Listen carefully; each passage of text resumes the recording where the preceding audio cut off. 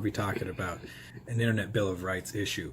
So I would say that people's ability to communicate, be a citizen, be part of a group, have any sense of societal alliance and meaning has to come from the internet nowadays. It's like for example, YouTube has like 1.2 billion like users, and so, you speak worldwide.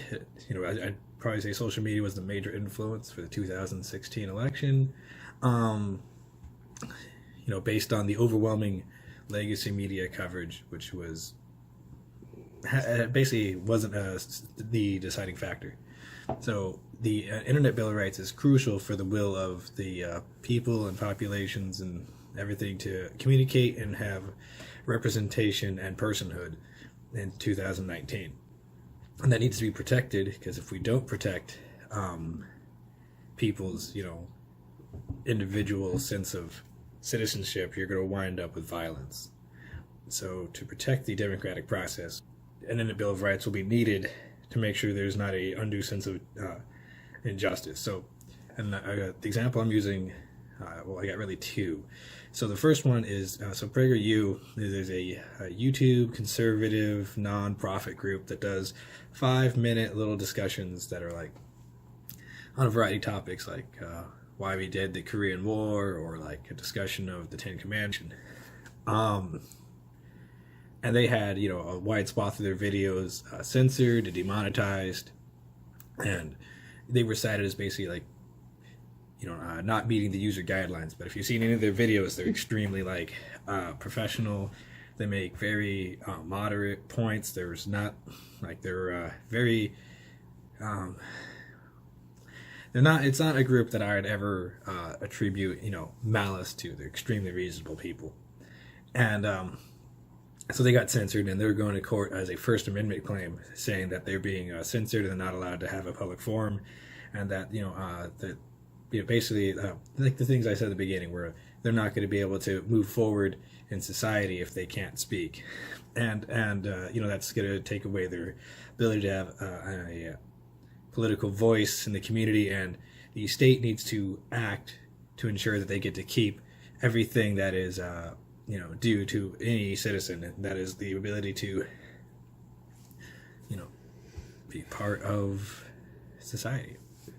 That's pretty reasonable. Like, hey, I have a right to speak and be heard. You don't have to come find me, but I have a right to be an equal member in society. And just because it's like a private prison, to use an analogy, doesn't mean they get to violate all the standards of decency.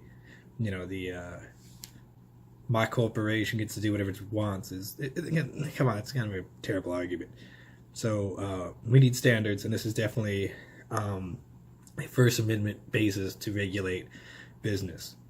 And I want to also bring up, as the First Amendment claim, there's a lot of people making First Amendment claims as far as why for the Internet Bill of Rights, but I also think there's an Eighth Amendment claim, which is the cruel and unusual punishment amendment, and that would be, so if you go to Trope and Dulles, that was the guy was a coward. He in World War II, basically he didn't do his job. He performed disgracefully, and his citizenship was taken from him after the war. And the Supreme Court decided that removal of citizenship, like unpersoning someone, is cruel and unusual.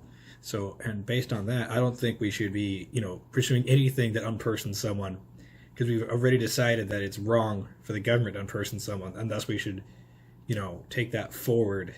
And like I said, prevent, utilities from unpersoning someone, banks from unpersoning someone. And I consider social media a utility, for sure, because it's, like I said, crucial to modern life. And the Eighth Amendment claim is going to need the, what's the word? It's the evolving social standards or something like that. So that'll be one of the issues with the Eighth Amendment claim. There's a rigid view where we're not going to be, because it doesn't have loose language, I think, is the argument, is that.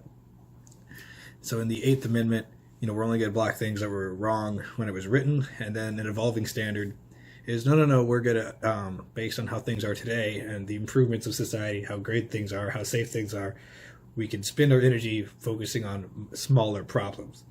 And because of that, I want a First Amendment claim and an Eighth Amendment claim for an Internet Bill of Rights. And I think that's crucial to being a free and sovereign human being. Otherwise, you're not going to be allowed to speak or be part of the discussion. And if you're not part of the discussion, you're probably working on being a slave or a terrorist. Yeah, that's how that's going. So let's prevent that.